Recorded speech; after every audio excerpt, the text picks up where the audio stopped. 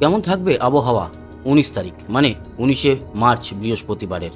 শুধু ১৯শে মার্চ নয়, আপনাদের জানিয়ে রাখি আমাদের পশ্চিমবঙ্গের দক্ষিণে ঝড় আসতে চলেছে। ঝড় এবং সাথে বৃষ্টি, কালবৈশাখী ঝড় বলতে পারেন। মূলত ২২ তারিখে বেশ ভালো রকম ঝড় বৃষ্টির দাপট দেখা যাবে পশ্চিমবঙ্গের দক্ষিণের জেলাগুলিতে, এবং বৃষ্টি রয়েছে আমাদের পুরো পশ্চিমবঙ্গ জুড়ে।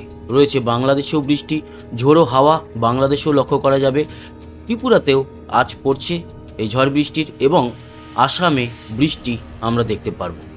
এই মূল বিষয় নিয়ে আলোচনা করব আপনাদের সঙ্গে, এবং এই মুহূর্তে তো দেখতেই পাচ্ছেন পরিষ্কার, তবে তাপমাত্রা সহ সমস্ত জিনিস আপডেটের আগে আপনাদের নিয়ে যাব বৃষ্টি ও বজ্র মোডে।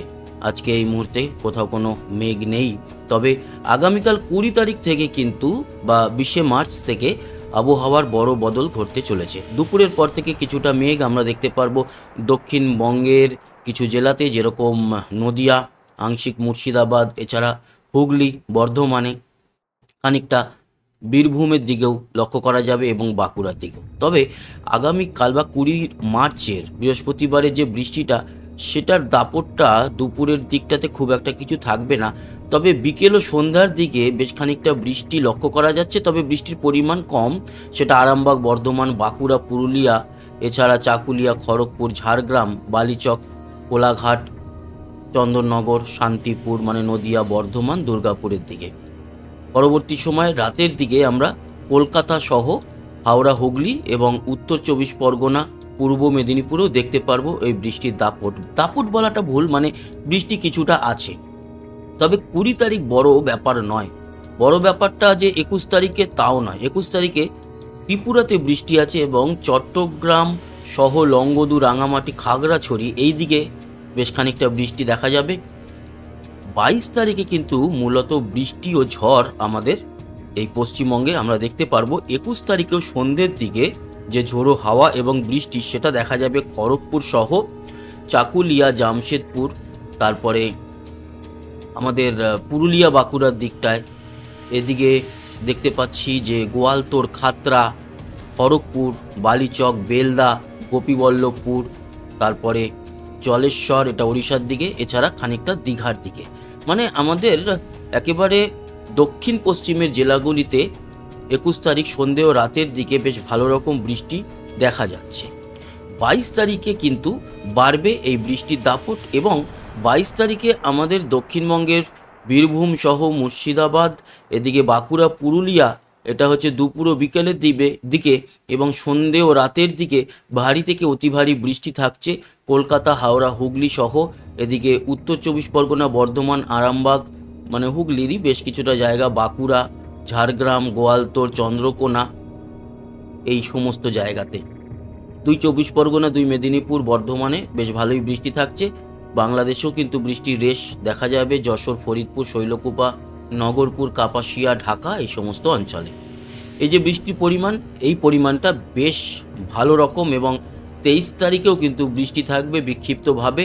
২৪ তারিখ থেকে পরিষ্কার হয়ে যাবে। তার মানে এক কথায় ২০ থেকে ২৩ এই ৪টে দিন আমরা কিন্তু বাংলায় বেশ ভালো রকম একটা বৃষ্টির পরিস্থিতি বা পরিবেশ দেখতে পারবো। তার সাথে ২২ তারিখের বৃষ্টিটা দক্ষিণবঙ্গে সব থেকে বেশি, এবং তার সঙ্গে থাকছে ঝড়, যেটা কালবৈশাখী ঝড় বলেই উল্লেখ করা হতেই পারে বা যেতে পারে। এই যে বৃষ্টির পরিমাণ, সেই পরিমাণটা আপনাদের দেখাই। আজকে তো এই মুহূর্ত থেকে কাল সকাল ৯টা অবধি কোনো রকম কোনো ব্যাপার নেই। কালকে যদি রাত্রির ৯টা অবধি দেখি, তাহলে দেখা যাচ্ছে যে ওই ছিটে ফোটা একটু বৃষ্টি, যেটা মূলত ঝাড়গ্রাম বা ঝাড়গ্রামের কাছাকাছি একটু দেখা যাবে, খুব বেশি কিছু নয়। কালকের বৃষ্টিটা কিন্তু মেঘলা করবে, কিন্তু বৃষ্টি হয়ে খুব একটা ঝরে পড়বে না। আর বাংলাদেশে পিরোজপুর, বরিশালের দিকে এবং মোংলা যে বন্দর রয়েছে সেই অঞ্চলে, বাগেরহাটের দিকে কিছুটা বৃষ্টি দেখা যাবে।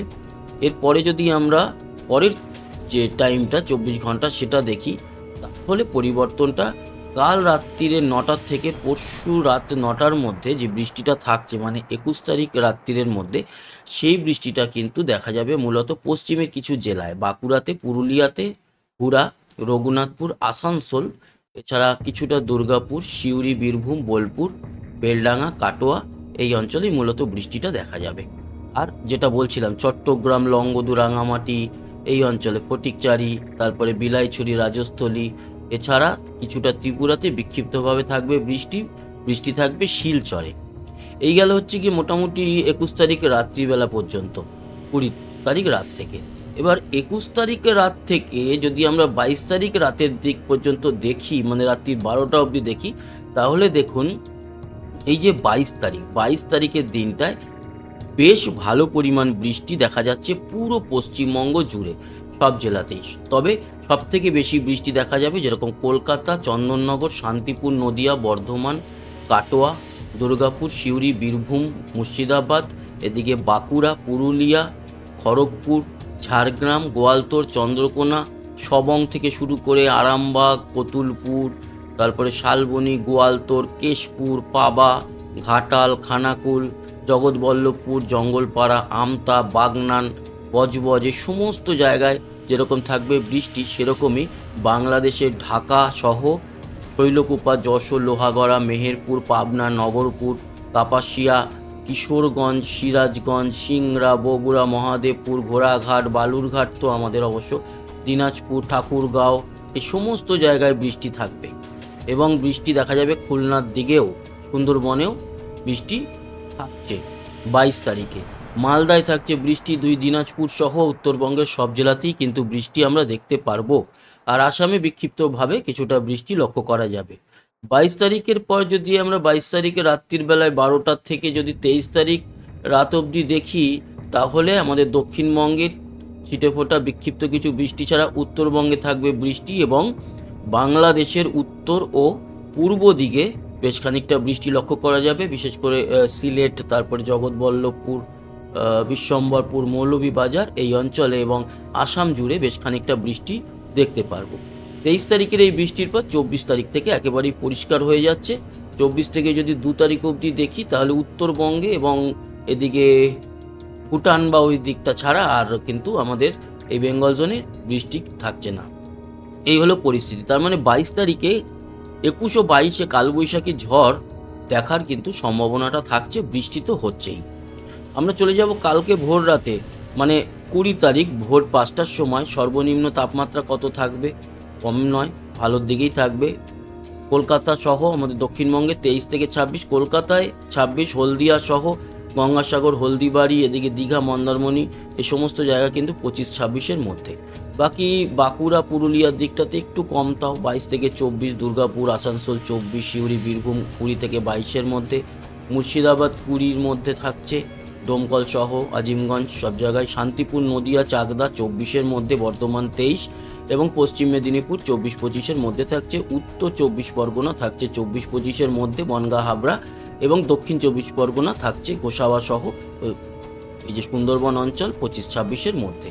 উত্তরে ভোর রাতে তাপমাত্রা মালদা সহ মালদাতে 20, 2 দিনাজপুরে 17-18-র মধ্যেই থাকছে, উত্তর ও দক্ষিণ দিনাজপুর, শিলিগুড়ি 18, দার্জিলিং 11 এবং জলপাইগুড়ি, ধূপগুড়ি 17, আলিপুরদুয়ার, কোচবিহার, শীতলকুচি, দিনহাটা, মাথাভাঙা, তুফানগঞ্জ সব কিন্তু 17-র মধ্যে। বাংলাদেশের উত্তরে ওই 18-র মতো, ঢাকা 24, দক্ষিণে খুলনা, বরিশাল 24, কুমিল্লা 23, সিলেট 18, রাজশাহী, মেহেরপুর 20-22, চট্টগ্রাম, মহেশখালীর দিকটা 25-এর মতো। ত্রিপুরা থাকছে ভোর রাতে সর্বনিম্ন তাপমাত্রা 22-23-এর মধ্যে, শিলচর 19 এবং আসাম জুড়ে থাকছে 16-17-র মধ্যে।